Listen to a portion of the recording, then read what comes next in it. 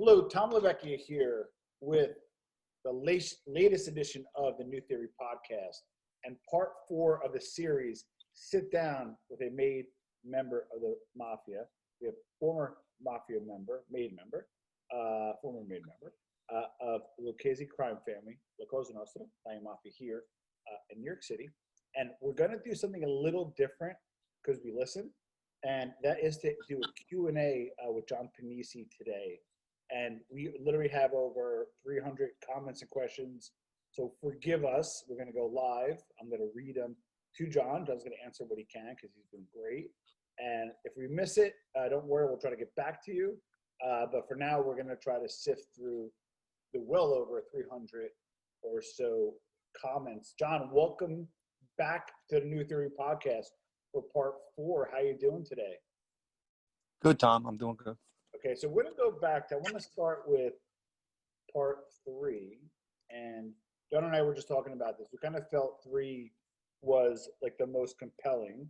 It's just that we wanted to cover so much. It's almost like, oh, crap, we ran out of time. So that one was about an hour, and a lot of questions came from that, and well over, again, 300 comments between the 3.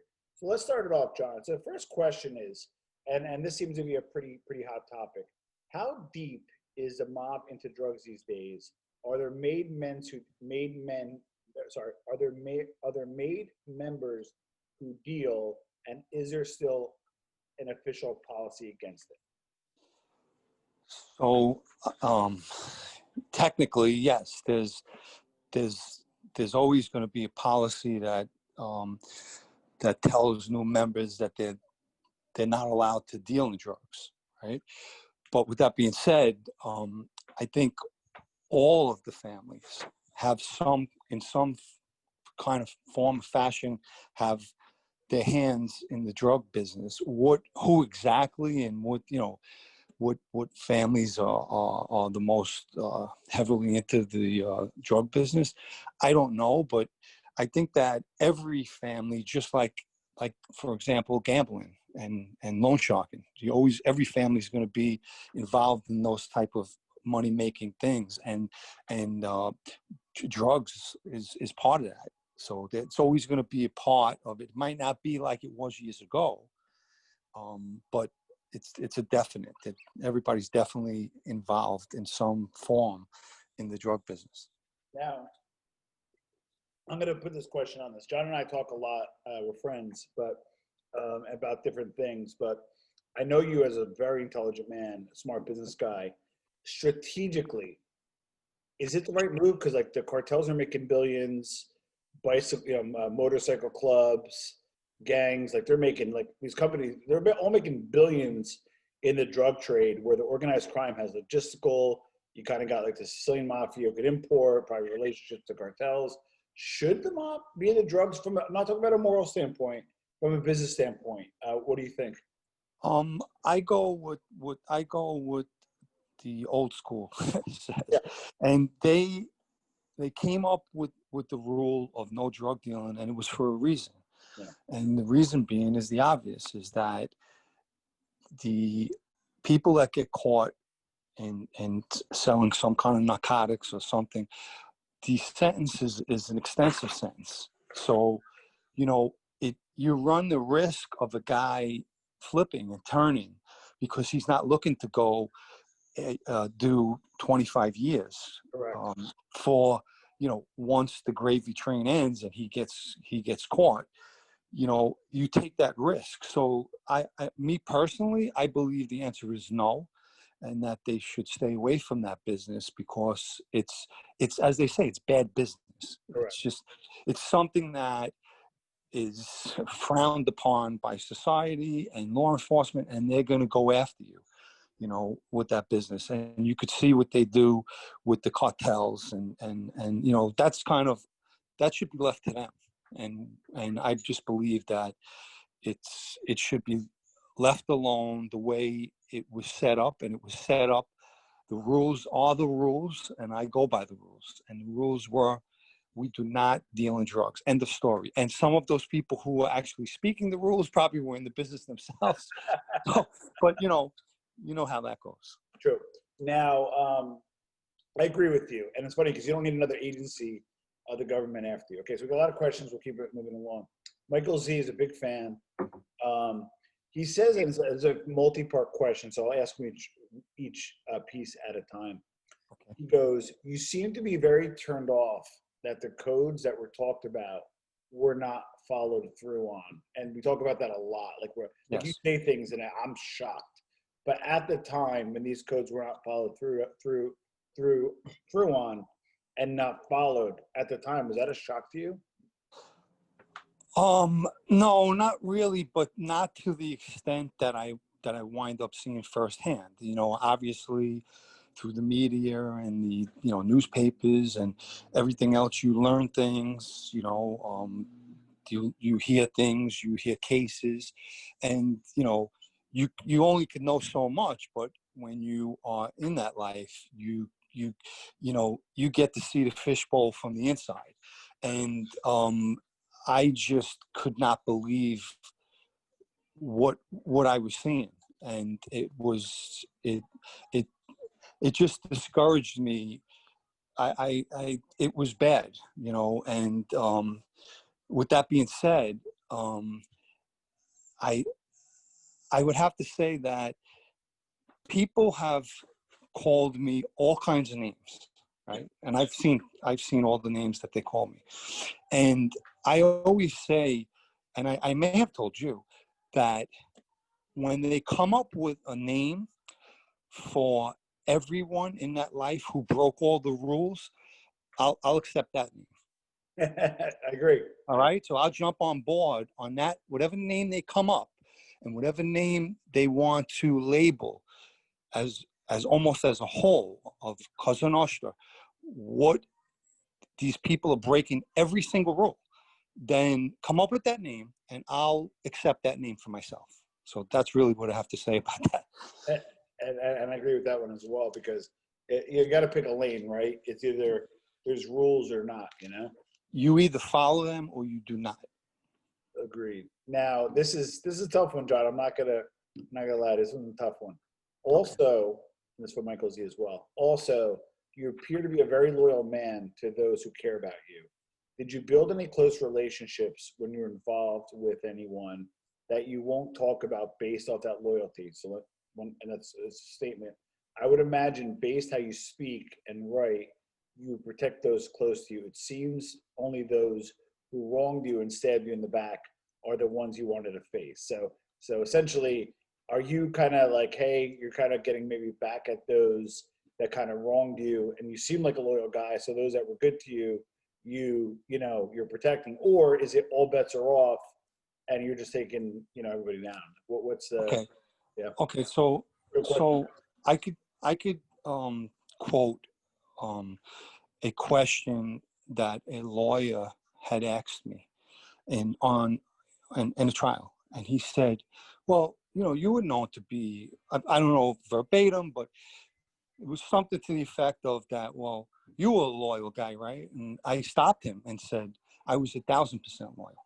Yeah. Not, and that statement I could go to my grave with. I was definitely 100%, 1,000% loyal.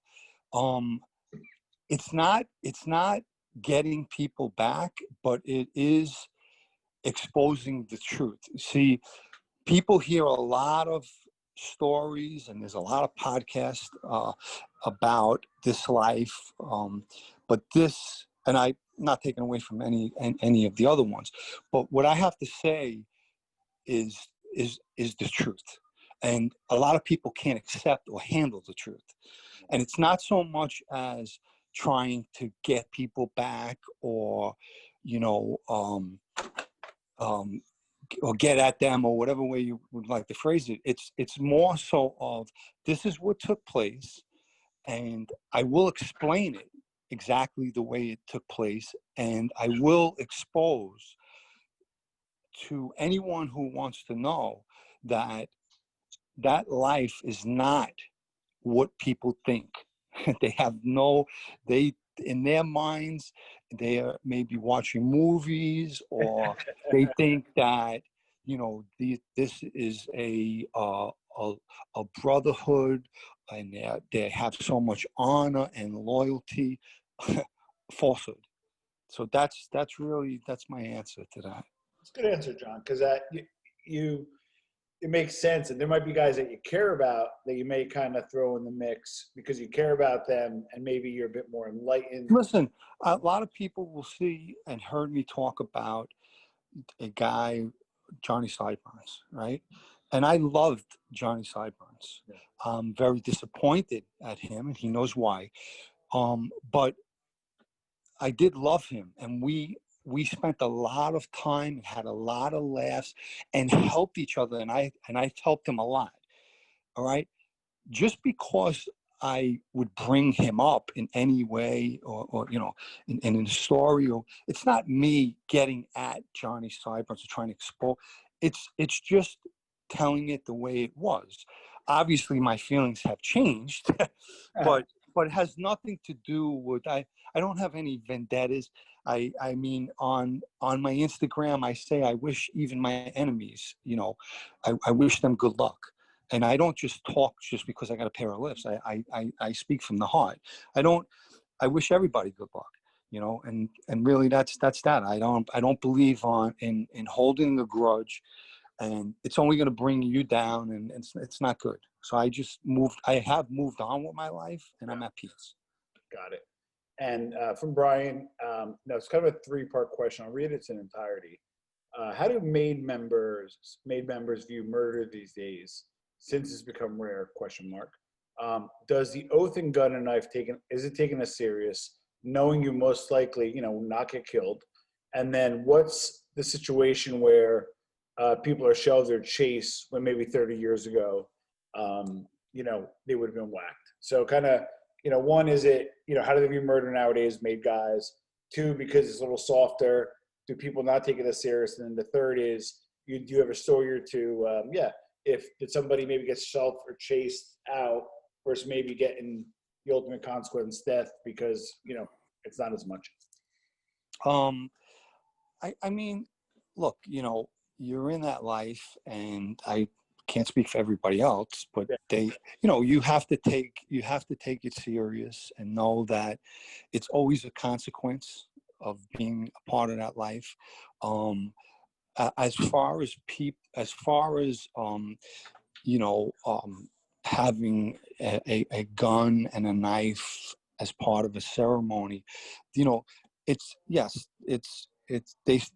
they symbolize something, but you know, they symbolize something that's definitely real. You know, it's not that they just, otherwise they would have a toy gun and a plastic knife, and the gun is definitely real and the knife is definitely real. So, you know, and it's there for a reason, because that's, you know, in history, that's what they wanted a member to know. This is how they live by. This is what they live by. And with that being said, you know, throughout history, if you violated in any way when they were following the rules, I might add, you were going. Yeah. You know, you were going, and that was that. You know, there was the streets were littered with bodies from organized crime hits, and today, you know, things have changed. You know, we all see it. Things have changed. You know, just the average citizen. If you go, you know, you go and you do something on the street, it's highly likely you're going to be on YouTube. And, you know, people are filming, and people, you know, it's a different society today. As far as shelving people, you know, I don't think they understand the concept. The concept is, if let's just say, I'm just going to use a you know, fake name. Let's say Joe Russo is getting shelved. Joe Russo better understand what that means. And what it means is, we would kill you if this was years ago, but we're shelving you. It doesn't mean that, hey, we don't want you, you know, nobody's going to bother with you no more, which is true. And you're done, and, you know, you're ostracized. It also means if we had the opportunity and could have gotten away with it, you were going. We were killing you. So it's serious, and there has been a lot of guys, some shelved over reasons that I just disagree with.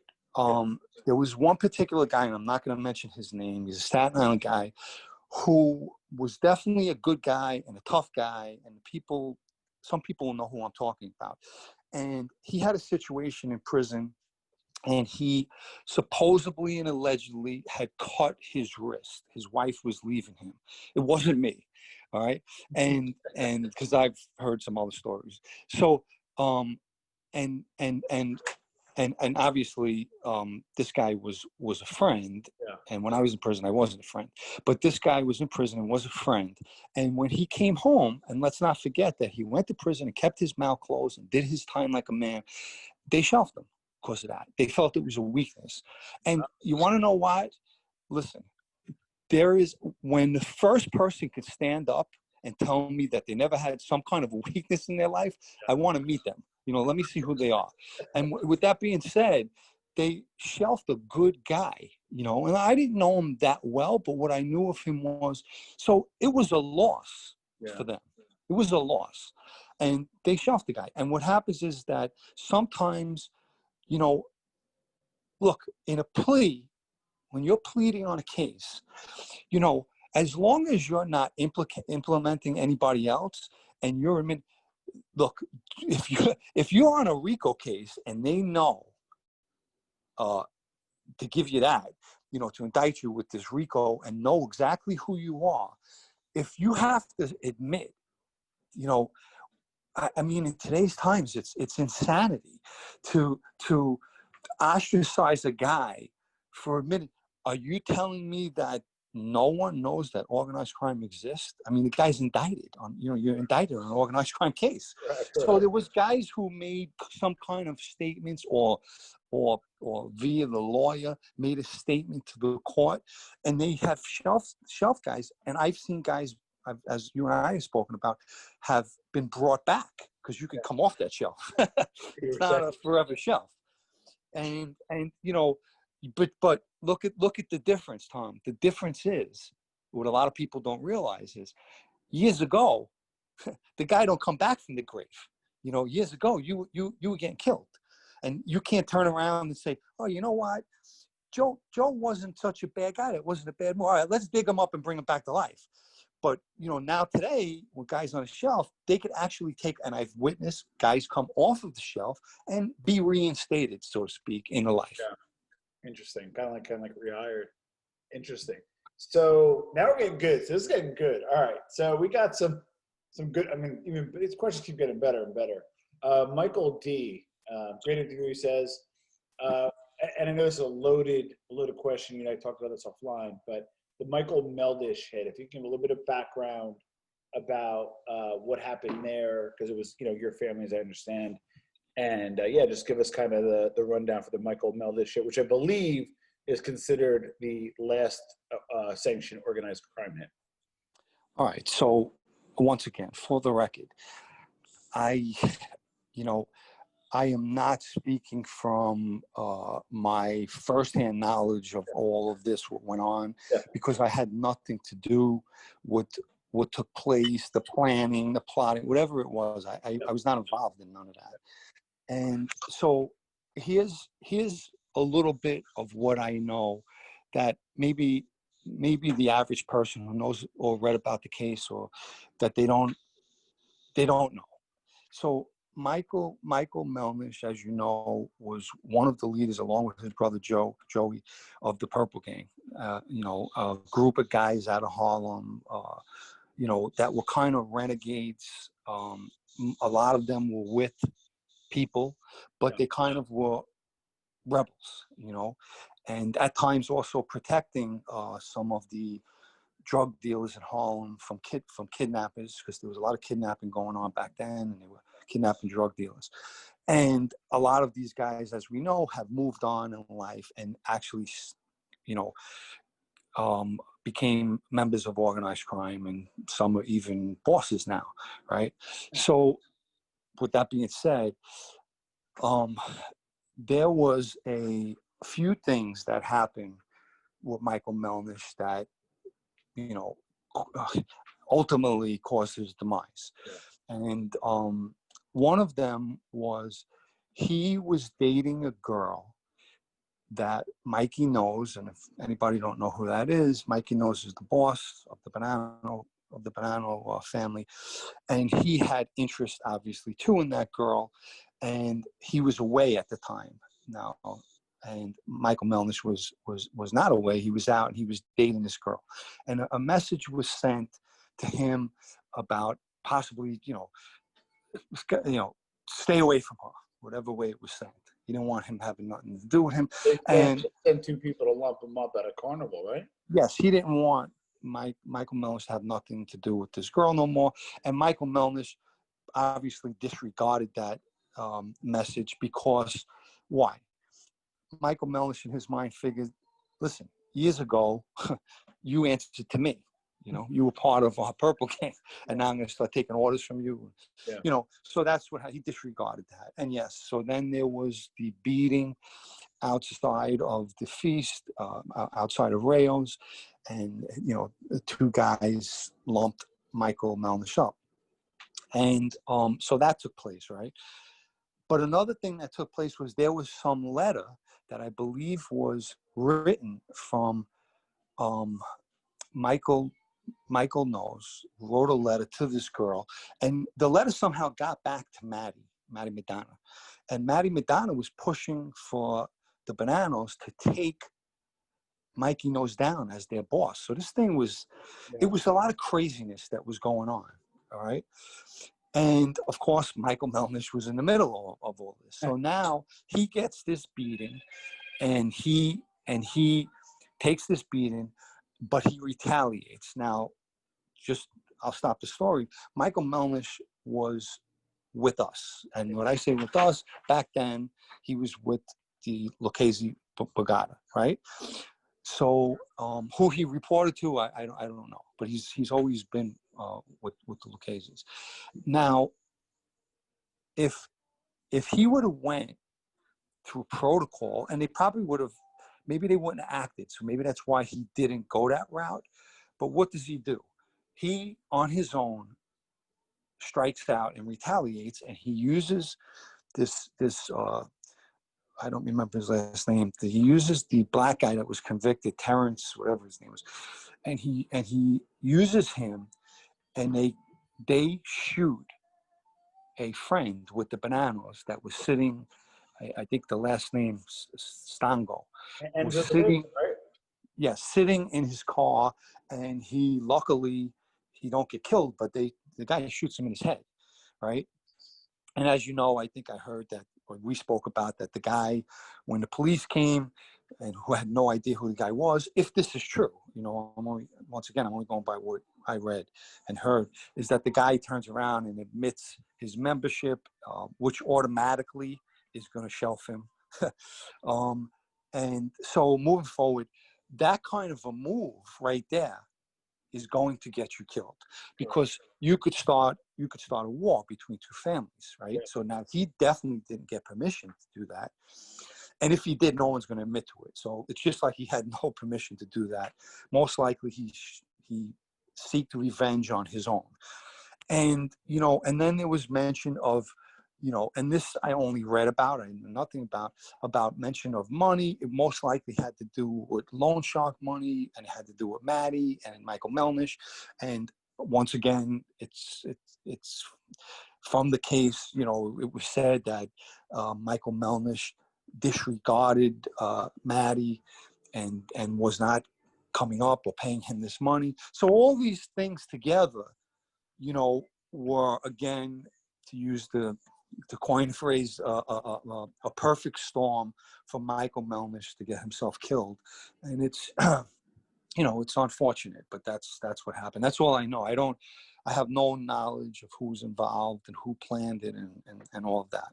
Interesting. Now this is and 1 second. Yeah. And like I told you, here's something that people don't understand. This obviously, because of the people that they charge, came out of the Bronx, right? Yeah. So the Bronx is not going to tell the Brooklyn faction, hey, by the way, you know, we're going to do, just like we're not going to tell them things. So Correct. people don't understand. They think like everybody is in the know. You don't have to be that way. You don't have to be in the know of what other crews are doing. Correct. Interesting. Now, this is one that we got multiple on, and I'm super interested to hear is, and I know you were more a stay in your lane, you know, local kind of guy. Yeah, that's what we love about you. I think that's what people appreciate, that you're kind of a stay in your lane kind of guy. But if you could give some context to the overall, what was the communication between Boston, Buffalo, Chicago, and any other families outside of New York with the Lucchese's and the New York families? So once again, with me personally, like I said, I've only had some communication with the Philly mob, our Jersey faction, and but I've heard stories of, you know, these. First of all, is anyone a lot of times, remember, when guys go away, it's usually a federal beef, a federal case, right? And they've met each other in prison. You know, I've heard like Johnny Sideburns always mention guys that he met from this family and who's out of Detroit and who's out of, you know, so they do, you know, they do interact with each other. There was a lot of back and forth with Florida, and the Colombos had their consigliere in Florida, which was strange because, you know, he should really be on hand, but you know, they could do what they want. That was back then when I was around, and you know, but as far as like Chicago, and although all of these states, you know, are represented by a family or families. Sometimes it's just one family. My firsthand knowledge is not that, you know, I don't really know the answer of who was involved with who. It goes on. I could tell you that, and they respect each other. You know, it definitely goes on. And just a tail end question, probably the same thread. Motorcycle clubs. I'm doubting you were maybe chilling with the Hells Angels anytime soon, right? I mean, I don't know. Well, there was a situation, and it involved someone I was dating was part of an offshoot. Now, you know, all these other clubs that maybe people see on the road and they don't say Hells Angels on them, they're either controlled by the Pagans or the Hells Angels. These are like offshoots, right? Maybe farm teams, if you will, right? And there was a situation, and I'm not going to go into it, but there was a situation where her ex-husband was involved with a group called the Legion of Doom on Long Island. Oh yeah. And I could just tell you that when we first of all, is we reached out to the president of the Hells Angels, and they basically didn't want no part of it. Kind of, they weren't being disrespectful. They just kind of like handled their own in-house things, and it wasn't a beef with the Hells Angels or one of their angels. So because it was an offshoot, they told us like who to reach out to. And anyway, when we did wind up meeting, and I was one of the people who met with them, you could see the difference of, you know, I mean, we were not a gang, right? And they were a gang. That's what we looked at them, and that's how we treated them. And they were, you know, not to be bragful or boasting. They were scared. They were petrified. And you know, we told them this is the way it's going to be, and that was the way it was. And that's my one story about. But other than that, I gotta give us. Come on, man! You've been giving this without getting like knocks on doors from me. Give us a little leg on this one. Where like, what was the all right. So look, I'll just give you a little bit. I don't, you know, so so the girl's going to listen to this, and anyway, what happened is that it was one of these things like, I don't want to be with you no more, but I don't want anybody else to be with you, right? That happens a lot in life. And the guy was causing the ex-wife trouble. He knew she was dating somebody now, and he wind up making a call to the town and reporting her that she had an illegal tenant. So the reason for the meeting was to let them know about this, and we kind of told him, well, we pointed to one of the trunks and we said, we don't know how you guys handle rats, but you see, that's how we handle them. Yeah. And the guy was just, he didn't want no part of us, and he was, you know, he was just yesing us to death. I understand, and that was that. Yeah. But you know, it just, I wind up walking away from the relationship after a while as a result of it. Got it. And interesting enough is, and we'll get into the, actually it's going to segue into Philly, but this, I kind of get why, if I'm listening in a motorcycle gang, I kind of get the idea of being scared of you guys, because, you know, you guys, history of killing somebody, there's, you have good organization. Not that you guys are rats, but you guys like are a little bit more entrenched in the community. I heard of cases where people kind of mess with mobsters and got like, you know, if you had any operations, there were ways to get it shut down legally and illegally. Like, I kind of get why being, especially you, because you're, you know, you make me nervous chatting with John. Just kidding. No, but like, Tom, I'm a nice guy. No, but all joking aside, like, you're a serious dude, right? But like a lot of, I met guys like you and scared the fuck out of me, right? But they have numbers though. Like, they got numbers. There's like 80 of them. Like, so why were they scared? You know, like, you know. Well, you know, look, I can't speak. Maybe I shouldn't speak about them as a whole group being scared. Yeah. But the guy that we met, he thought he was meeting somebody else, and we showed up, and so he was just spooked, and he was nervous. He was scared. I mean, you know, he got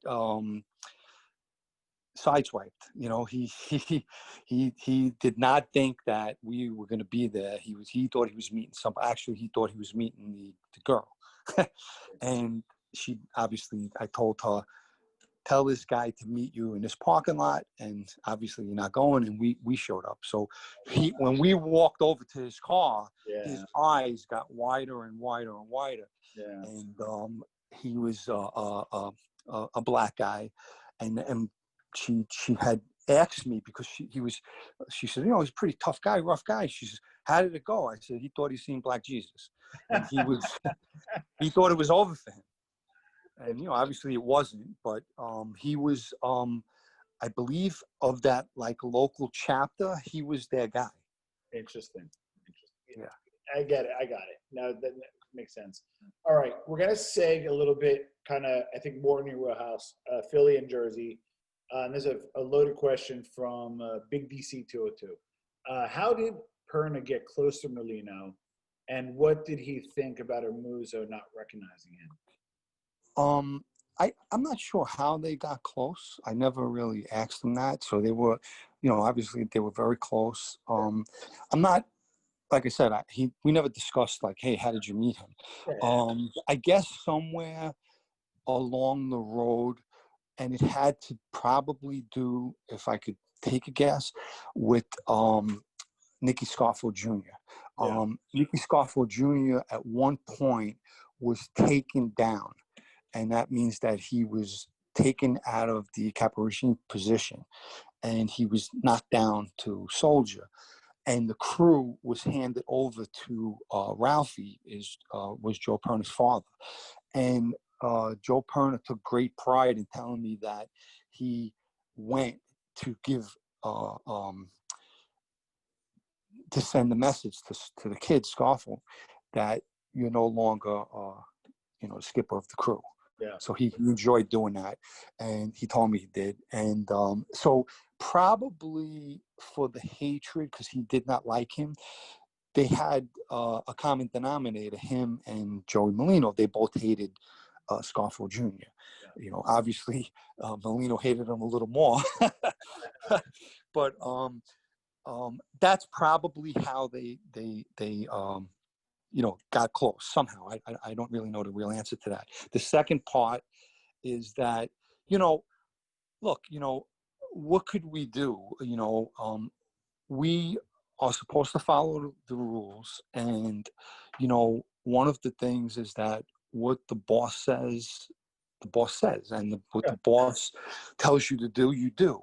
And he made a decision. He meaning Vic Musso, got close to Nicky Scarfo, the father, and for the people that know, when his son got shot, to protect him, Vic we took him in, and Arbogast straightened him out, and now he's a friend. So now it's not just killing a civilian, because that's what he was when he got shot.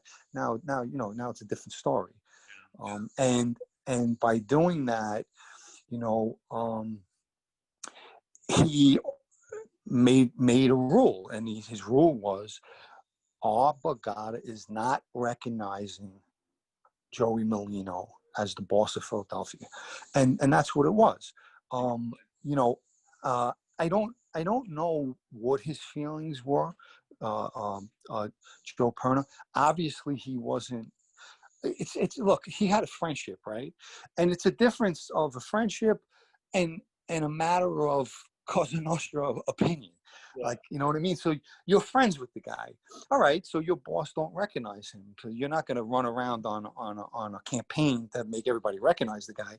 You're just his friend. So I think that's probably the best answer. And that's how myself looked at Molino. I mean, look, how could I not recognize him as the boss? He is the boss. You know what I mean? And it's easy for somebody to say, well, I don't like this guy. I just didn't think it was so. I don't think it was fair. In all fairness to the life, the guy is the boss of the family. Whether he allegedly shot somebody's son, does that make him not the boss? Yeah. I mean, it doesn't sound, I don't know. That's my answer to it. Okay, so next question, John, is who was the administration, and family within Philly? Who are some of the guys you met, and what's left of the Philly, North Jersey crew as far as you know? Obviously, I met Joey Molino. He's their boss. I met Stevie Mazzone, who's their underboss. I met Anthony Scoops Licata, who's their consigliere. He was a skipper. I met Johnny Ciancaglini. I was a friend with them. I met Sonny Mazzone, who was just straightened out, who's Stevie's brother. And I met Dominic Grande, who is in, these guys are in trouble right now. He's a capo regime with them. To the second part of the question is that they are in trouble because they locked up some serious members. Stevie Mazzone and Dominic Grande, he was one of their key skippers out there in the street. And so, I mean, where they're at right now, I don't know. Back then, they were operating, I don't know where they're at right now. I mean, I would assume they're going to have trouble regrouping. It's not looking good. Now, one question additional to that is, and again, let's go for maybe at the time that you were aware, and obviously what you knew. How big were the family numbers, the range, maybe number of members? Who are you talking about? About Philly specifically. I tell you the truth, I don't have that answer. I always wondered myself, like how what kind of Bogata these guys got? I don't know. They were very, very different than us. More like I mean, look, it's nice that these guys all grew up together and they're friends since childhood and they're very, very close, and it's admirable. But I just think that they were more like, I don't know. I don't want to call them kids because, I'm not saying it in a disrespectful term, but they were more like kids hanging out, in their area. And I can't explain it. They were just very different than us. They were doing a lot of drinking and partying, and they were, they're very different. They're very, very different. But at one time, and I'm sure they still are, they were a dangerous crew. I don't know their numbers. I don't know. I don't know who they have, and how many skippers they had. I only met one, so I don't know the answer to that. Interesting. And this was a New Jersey, New York question, same guy. And I know, like, I think you were telling me that not just the Bananas, but people said, hey, stay away from the social clubs, stay away from, weddings, funerals, that kind of stuff. So one of the questions is, where do wise guys socialize and meet today with most of the social clubs closed? So how did you socialize? Well, in restaurants. Yeah. Okay. We were in restaurants, and we got together, and we got together, and we would meet for dinner, or we would meet for drinks, and things like that. And sometimes at somebody's house. So we did socialize a lot, but just it was not at a typical social club. We had the club up in the Bronx we used to go to, but it eventually they closed it down. They probably got smart and realized that the FBI was sitting down the block taking pictures. They weren't hiding the fact that they were doing that. You know what though, John, real quick, this is what I always thought, right? Because you were a smart guy, and like, just me personally, right? If I was in that life, I'm a little bit of a like you were paranoid, and you were right about being paranoid. But like, you were good paranoid. You were telling me the one guy, one member each person. I'll buy that. But you were a little paranoid. That's what kept you safe. I would almost like put a dummy crew in there and open up social clubs and like almost exhaust the, because I know the government may have unlimited resources, but also like they can't come up for 6 months and have no result, or there's only so many agents, so many bug wiretaps, so much whatever. So I would create like fake social clubs and like almost put like fake people in there and let them just like say things that like might get them on the hook, and almost just like waste the government's time. Have you guys ever did that or ever think of doing that? I mean, if you think about it, it would be a travesty for the dummy crew, because they're going to be getting indicted. Like, they're just about to, like, it's almost like you call me, ask me a favor. Hey, listen, like, go to the social club, hang out there. You got an Italian last name. Talk about what you're going to talk about. The place is bugged. You don't got to worry. Have fun with it. And then you're doing me a little bit of a solid. And I read between the lines. And I go there and I don't like indict myself. No, I'm not a wise guy. Almost like just set up like legit fake social clubs with some like Italian people that they think are wise guys, Yeah, I mean, I hear you, but to go through all of that, you could just, what they did in the end is just close them all and don't go to them. Don't go at all. That's a better way of doing things. I don't know. I think about weird shit, so just forgive me. All right. So, all right. So we're gonna move along. Who is Mike DeSantis? Because I want to know. And then, what was his reputation on the street? Mikey DeSantis is now the acting boss of the Lucchese's, and his reputation was very good. He's a dangerous guy, capable, as we say in the street. He's done work for the family. He came home and was put with a Long Island crew. He was put with Carmine Avellino, and they didn't get along so well.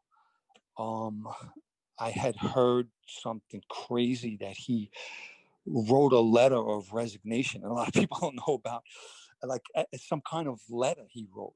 And I don't know how that, passed the mustard. I don't know, but they eventually took him away from Carmine's crew, and they put him with Big John. So he was now part of our crew. And I remember we met, and then we wind up getting along and getting closer. And I liked Michael, and he was just the one thing I could say is that he was a person of his word, and he was 100% for the life. I remember one time there was a situation, and I had asked him if he was still on paper, and he had just gotten off of paper, meaning parole. And he says, I'm 100% available for, anybody needs me, I'm 100% available. And, a lot of guys, they don't want to be 50% available. So, I mean, that said a lot. And, he in my opinion, right, I believe that he's obviously meant for the life, and a capo regime position he would do very good at. I think he made mistakes as a acting boss, big mistakes, mistakes that in a true boss would never make. So that's my answer on Mikey. Are you comfortable giving us maybe one? Excuse me? Are you comfortable maybe sharing one of those mistakes, or you'd rather not touch it? Yeah, I mean, without going into the whole story, there was a point where basically I have been reached out through. They have reached out to me. I had left New York, and they had reached out to me, and basically saying that they wanted to speak to me to clear this up, and speak about clearing up, going around telling people I was no good or allowing people to spread this rumor. And there really is no clearing that up. That's serious. And I basically, so the text that I got basically said they realized they made a huge mistake. So, if it's me and I know that the mistake is on our side, Yeah. you know, let the guy go. You know what I mean? That's it. The guy, like, this is our mistake. Yeah. And if the guy wants to walk away, let him walk away. And we tell the other Bogatas, because it's nobody's business what we do, Correct. we shelved him. Yeah. For our reasons. Now they save face and all's well and good. Right. Yeah. And I asked for that. I said, look, I'm gonna go my way. And I want to say nobody has to worry about me, and I hope that you never see the inside of a prison, and I hope you make millions and millions of dollars. God bless you, and I hope you do well in life. And I'm gonna go my way. That was my message, right? Right. The message he sent back was very foolish, and it was just very foolish because it was kind of admitting that that people were trying to hunt me down. And it was basically said, listen, we know if we wanted you, we could have got you. We know where you work, because now I had come back to New York. And like, I would have never said anything like that, even if I would never show my hand. If we were looking to hurt you or hunt you, why am I showing you my hand? But basically said, but don't worry about it. Good luck to you. And, that's that. Right. But then about a month and a half, more than that, a couple of months later, another message I get that they wanted to have a meeting. And it was like, again, so the point I'm making is that we established through two messages that, all fan love war, like take care and you take care. Okay, goodbye. We're going our separate ways. Yeah. I understand, and people will say, well, that's not what that like. Well, yeah, that's not part of the rules, right? That no one just walks away, because what happens is, Tom? You have anarchy. Well, Tony, Vinny, Louie, this guy, they all say, well, they let him walk away. I'm walking away too. You know what I mean? And you have no control. But this was an isolated situation, and the problem is that, it was on their part. You know what I mean? Like, this wasn't something that I did. This was you don't. And just, if we're going to go by the rules, right? Yeah. Where people could say, well, come on, that you knew that not to be the rules. Well, then let's talk about the rules. Tell me where in the rules it says that you could break all the rules and then let other members falsely accuse another member of being an informant, a rat, or whatever way you want to put it, without no repercussions for those other members who spread this rumor. I mean, that's not the rules either, because on my on an Instagram post, I put a picture of Carlo Gambino, and everybody knows who he is. And I said, what would Carlo Gambino do if two members of his family accused another member of being a rat and no good and informant, and the allegations were not true? Those who committed that crime, they wouldn't have the chance even to give an excuse of why they did it. You know what would happen to them. So we're talking about two different eras, and you're talking about boss material 1000%, and that's my opinion why Mikey is not boss material. Interesting. So I was thinking about this. We have a lot more questions, but I want to conclude this part because we're starting to build to, we have a lot more questions. So we'll do another part just of questions. And then now we're kind of building up to, why we're here in terms of, why you left the life. So, but before we conclude, John, I just want to ask you, what are, you started the blog. I want to plug the blog a little bit. It's behind me, sitdownnews.com. So give me kind of like, you've been getting like good responses from the blog. A lot of people reached out, a lot of former guys from the life. So I want to spend a second talking about your blog. So, why did you start the blog? And since we did a podcast, I know you've been, give us some of the people that have been reaching out. You don't have to give names, but why people reached out and what people are saying. So it was one day. Well, first of all, it's very stressful dealing with all of this. It's very, very stressful, and there's so much involved. And I try to be as upbeat every day as I could.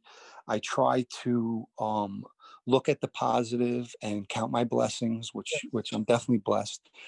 And try to carry myself in this life as normal as I could, and it's very far from normal.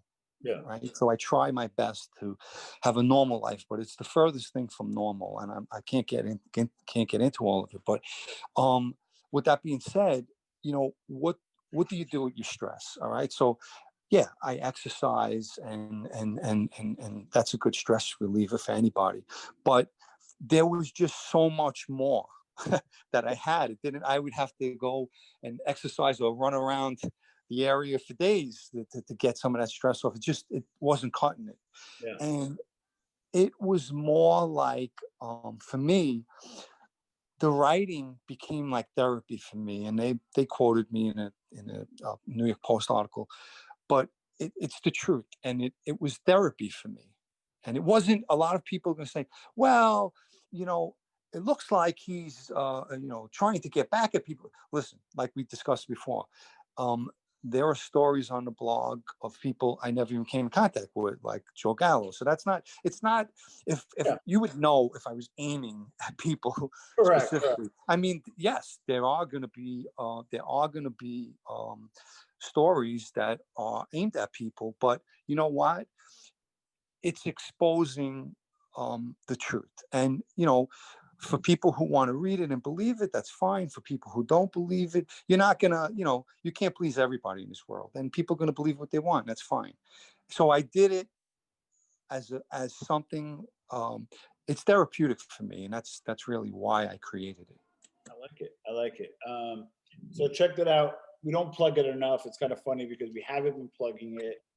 And guys are finding it, because I guess you guys like the interview, Googling it. It's coming up, but it's sitdownnews.com. Put a link below.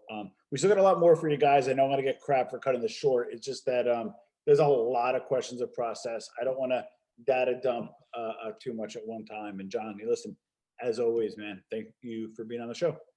Yeah, I just want to say one last thing before I go. Please. Concerning the blog. I'm not. I'm high school. I have a high school education. I didn't go to, unfortunately, I didn't go to college when I was incarcerated, and Governor Pataki took the college away from us. And I remember saying to myself, what am I going to do now? How am I going to get educated? Because I knew I wasn't. And I went and took all the books from the library that I could, and I was carrying them back, and I had my family send me books, and I started getting crossword puzzles and the thesaurus to try to teach me, and I did. But with that being said, a lot of times I get excited to put the story out when I should really sit on it and edit it more, and it doesn't read right. And so when someone sees it redone, it's me going back in and re-editing and trying to word things right, because I'm not a professional and I'm not, a journalist. So I just do the best I could. So I just wanted to say that. And also, again, I hope everybody is enjoying the holiday season and shopping, and it's a good time of year, and just stay healthy. And again, try to wear your mask. And I wish everyone well. I agree. And just to give you a little bit of feedback, John, your podcast, I'm sorry, your blog site is excellent. And in terms of like the grammar and the context, it's phenomenal. You do a good job. I don't think you're expected to write, a million-word essay, blah, blah. It's from the heart. It's real. And that's why people listen to you. That's why people go to your podcast. You also asked me something that we didn't answer. You asked me about the people that are writing and messaging me. Yeah.